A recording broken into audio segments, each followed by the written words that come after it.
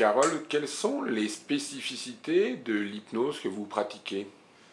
Alors oui, il est vrai que sur une base d'hypnose ericksonienne ou d'hypnose humaniste, plus universelle, j'ai vraiment une approche que je dirais spécifique, et celle que j'enseigne bien évidemment, alors qu'on pourrait qualifier d'une approche transgénérationnelle et quantique.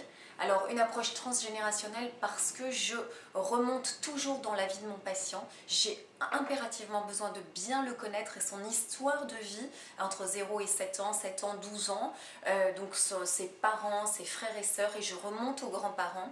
Je cherche en fait ce que moi j'appelle le lien fusionnel, un lien fort, que le parent ou grand-parent soit encore vivant ou décédé, hein. Ça n'a pas de prise, et c'est pour moi cette approche du lien fusionnel, trouver ce bon lien fusionnel, le couper par une technique qui est évidemment uniquement symbolique, hein.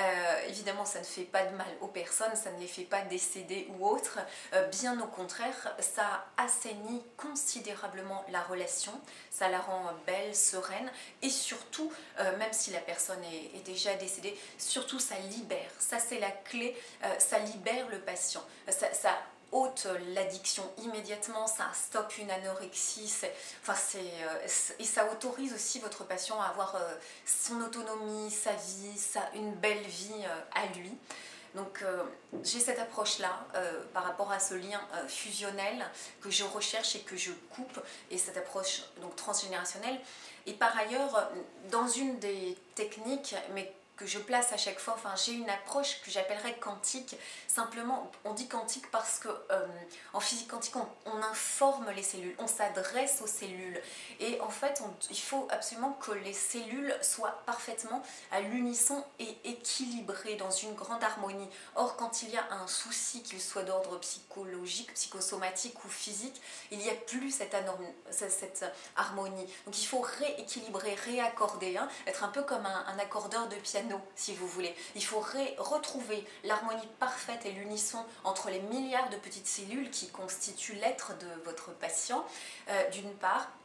Et pour que toute guérison soit absolument durable, pérenne, définitive, qu'une addiction ne revienne pas à un moment donné, il faut impérativement penser aux mémoires cellulaires de la personne, mémoires cellulaires anciennes, donc on peut appeler mémoires cellulaires erronées. Ce sont des mémoires qui remontent en transgénérationnel, et souvent qui ne nous appartiennent pas dans le présent, qui remontent loin dans le transgénérationnel de votre personne. Donc ça nuit au bien vivre et à la bonne santé de votre patient, et quelque part ça ne lui appartient pas. Il faut couper avec ça, il faut nettoyer, je dirais, nettoyer, enlever, transmuter ces mémoires cellulaires erronées. Voilà, ça c'est cette approche d'information des cellules, de rééquilibrage.